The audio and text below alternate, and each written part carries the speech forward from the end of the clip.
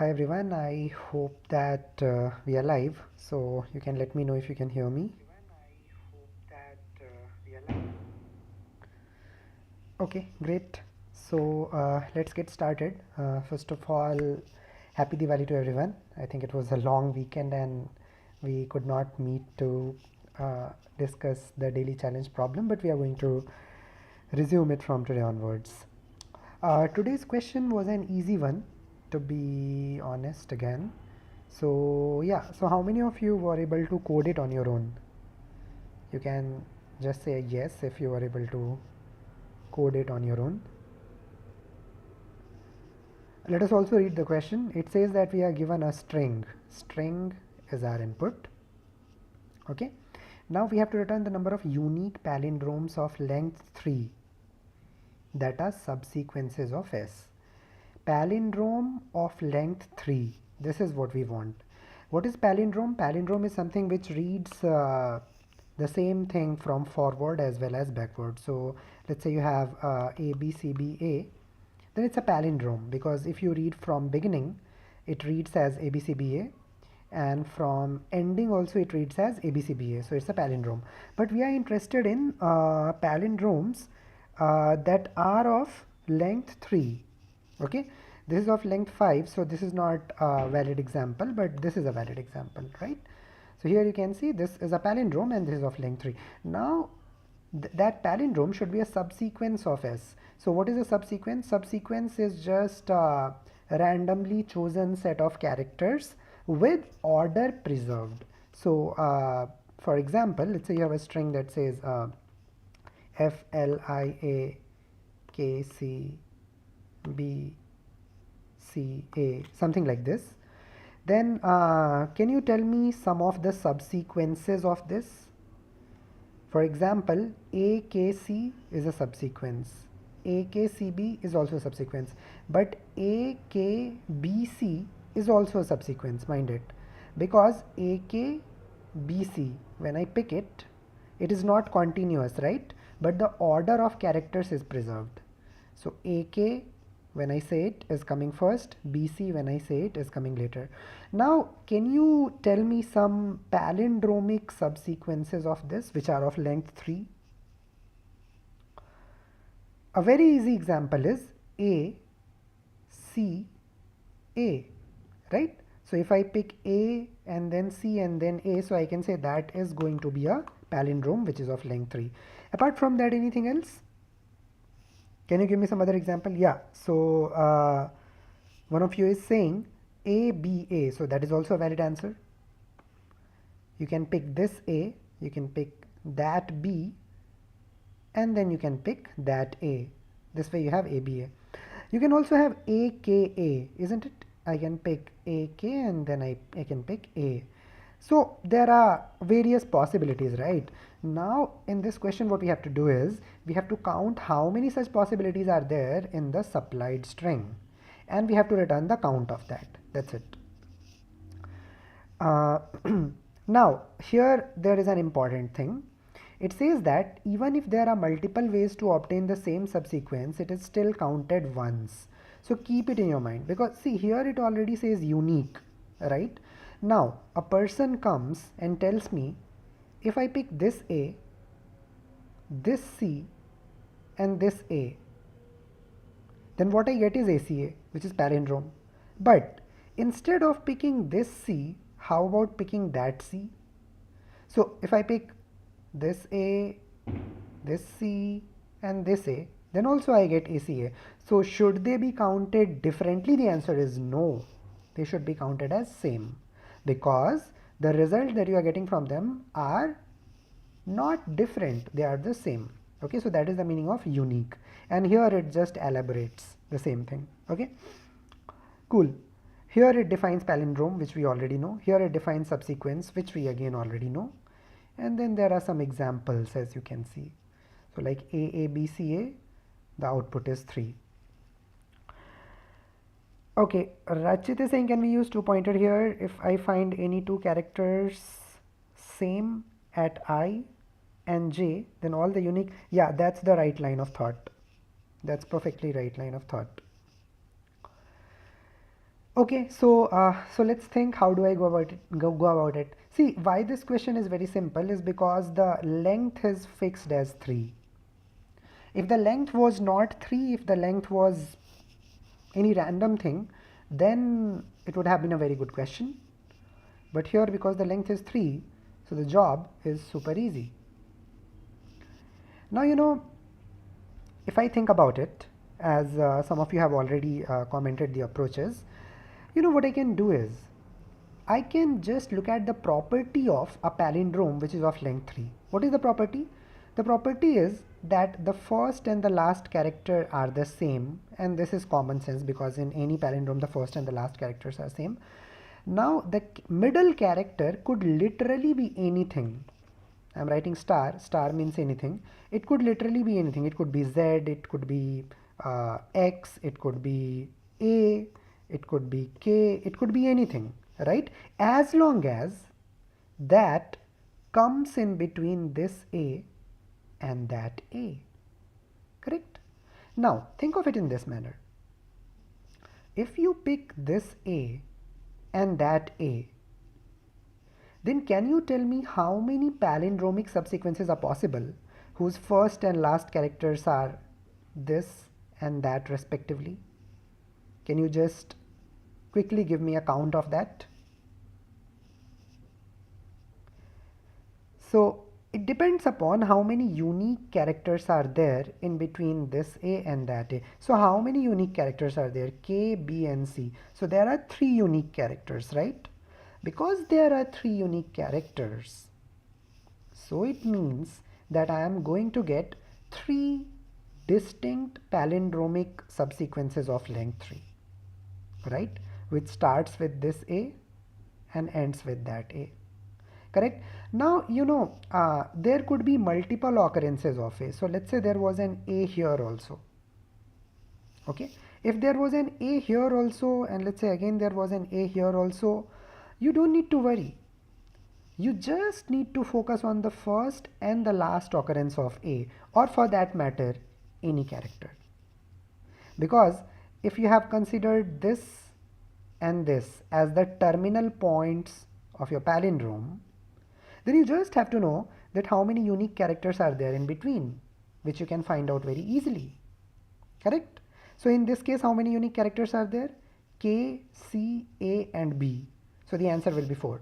Now it means that, hey, no matter which palindrome I am going to generate, it will be of following form. It will have a first character, and then it will have a middle character, and then it will have an ending character. Now the first and the last character could be AA, or they could be BB, or they could be CC, so on and on. They could be at the end ZZ respectively, right? So what I can do is, I can consider all the characters one by one from A to Z. I know that there are only 26 different characters because the question says that the string comprises only of lowercase English letters. So I'll consider all the lowercase alphabets one by one, and then I'll write a method. And what that method will do is, it will determine the first and the last occurrence of that particular character. Now mind it, that character could be anything. Let's say there was a K here. So what I could have done is, I could have figured out the first and the last occurrence of K, and then I would just focus on this sandwich region, and from this sandwich region I would like to figure out that how many unique characters are there. So you can see this method, it takes a character C, which is supposed to be the terminal character, the beginning and the ending, and then in the string S, it is going to tell me that how many palindromic subsequences are possible whose length is 3 and terminal characters are C. So now if you look at it, the implementation is super easy. I have initialized 2 variables, first and last, which will point to the first and last indices of the character C. This code is super easy to get because here all that I am doing is I am iterating on all the characters of my string, and you can see if ith character is C, During that time, if the value of first is -1, that means that index is the index of first occurrence. And also I can initialize my last to point to it. In the subsequent iterations where s of I is c, but first is not equals to -1, there I'll just update my last index. So it means that by the time this loop is over, I'll know what is my first index and I'll know what is my last index. Now, let's say you know the first index and you know the last index.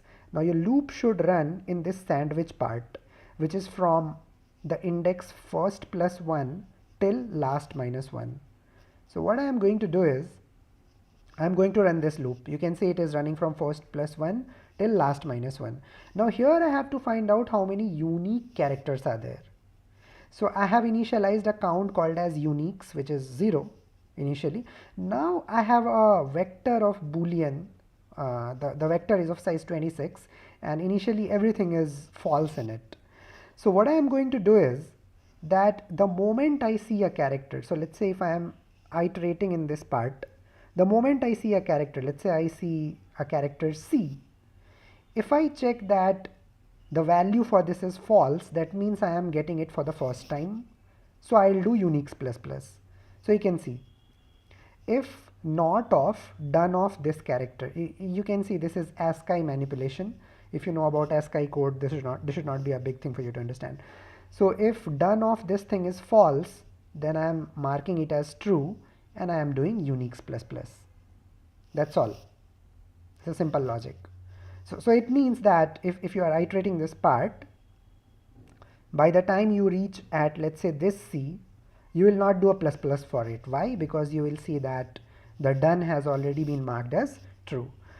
So it means that by the time this particular loop is over, the value of uniques will tell us that how many palindromes are there whose terminal characters are C. So I am going to return that from here. And now you can see that I am going to consider those counts for all the possible values of terminal characters. And the possible values of terminal characters could be anything in between A to Z. So whatever is their sum, that is what our answer is. That's it. Over. Is it possible to pre-compute a unique characters array till index? That's a very good thought, I would say. And now think what will be the benefit of it. We'll come to that in some time, or we can discuss more if you give more inputs around that. But what is the time complexity of this logic? Anyone who would like to talk about it?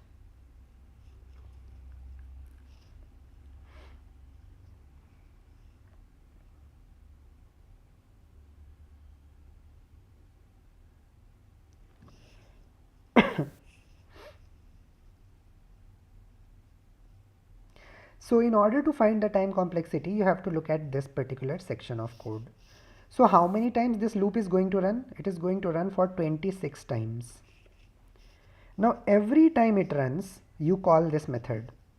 When you call this method, it iterates for n times because the size of the string s is n. Okay.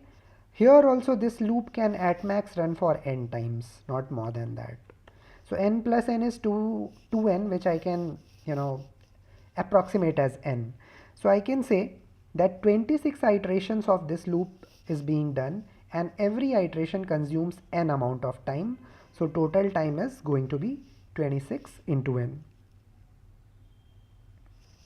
Does that make sense? How many of you understand this, the time complexity over here? And if somebody asks you that what will be the space complexity, how would you go about it? So if you talk about space complexity, let's look at this code. Here we just have few integer variables. Yes, I have created a Boolean vector of size 26, but it's up to you. You can say order of 26 also. And if the value of n, which is the size of string, is very, very large, then you can approximate it as a constant factor in front of that. So it's up to you what you want to say, right? But 26 into n is what the answer. Coming back to the first question which one of you had asked, I think Rachit. So see, here we had to write a for loop in order to find that how many unique characters are there in between this index and that index, which is last minus 1. Correct? Okay. Is there a way to find this count in order of 1 time? How many of you feel you can do that? How many of you feel you can find this count in order of 1 time?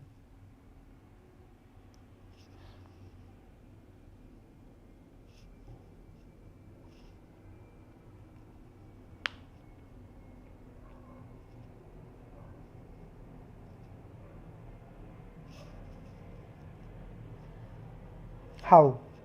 What will be the logic to do so?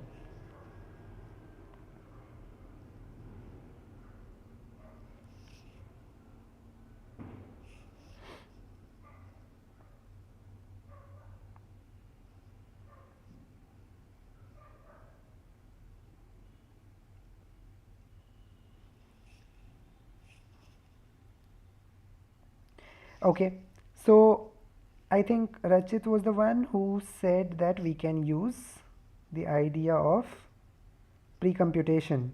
Yeah. So it's a food for thought for everyone. Just think about it. If you know how pre-computation works, it should be easy for you to understand. So let's say you have a string that looks like this.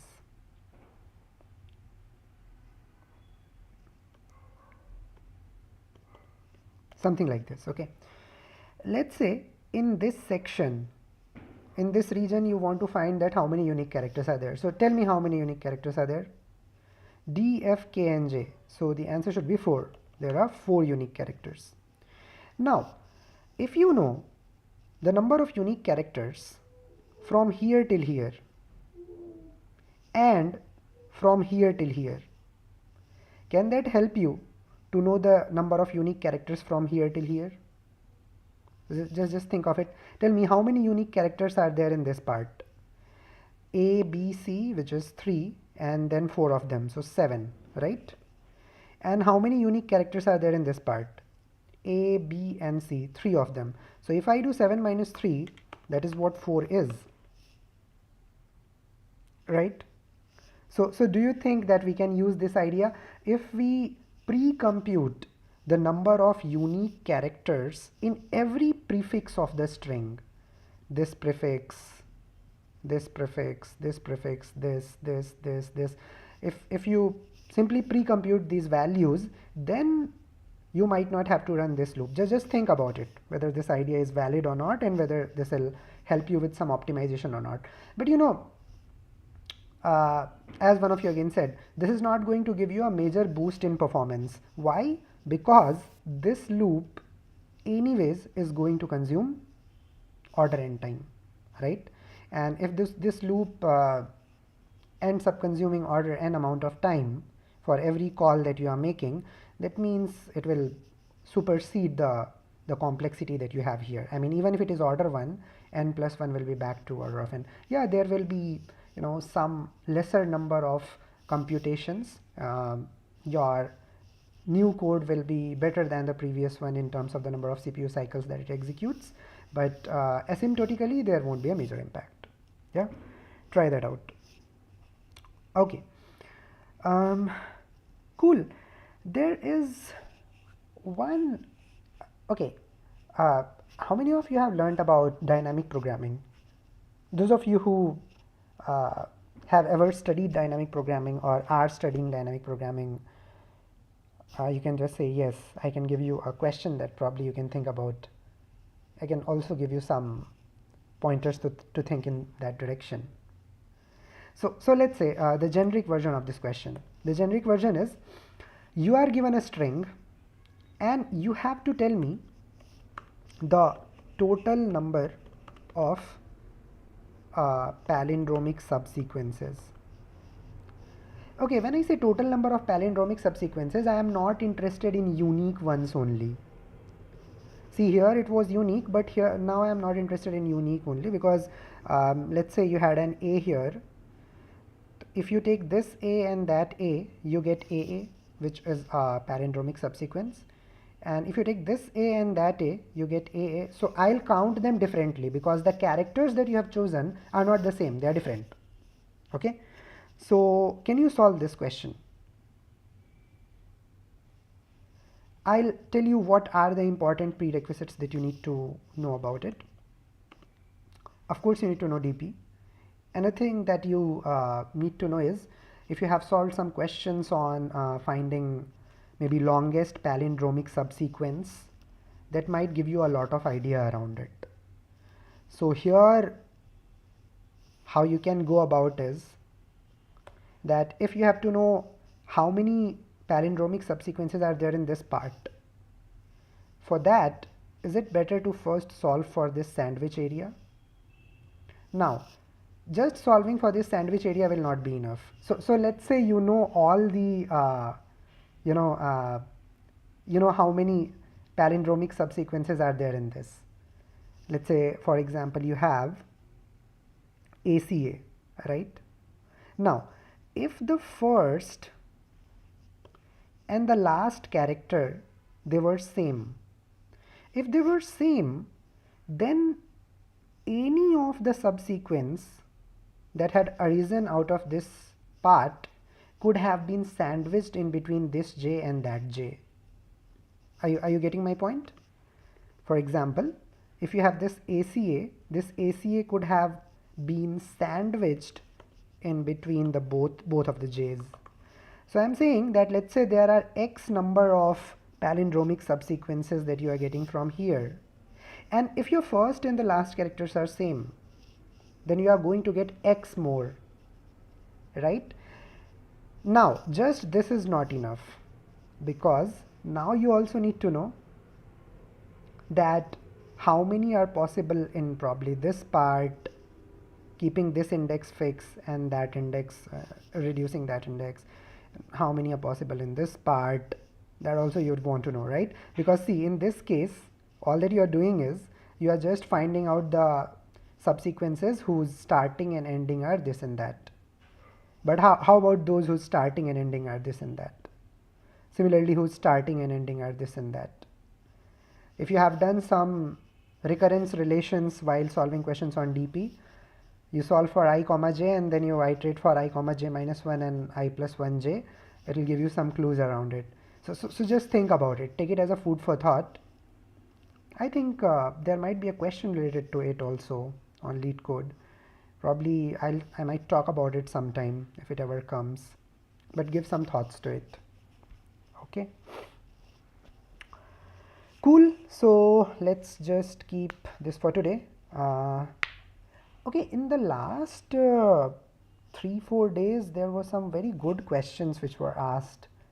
They were of hard category. We missed them because of the weekend, but have you guys practiced them? If you guys have practiced them, then probably over some day we can do a marathon of those questions and we can discuss all of them.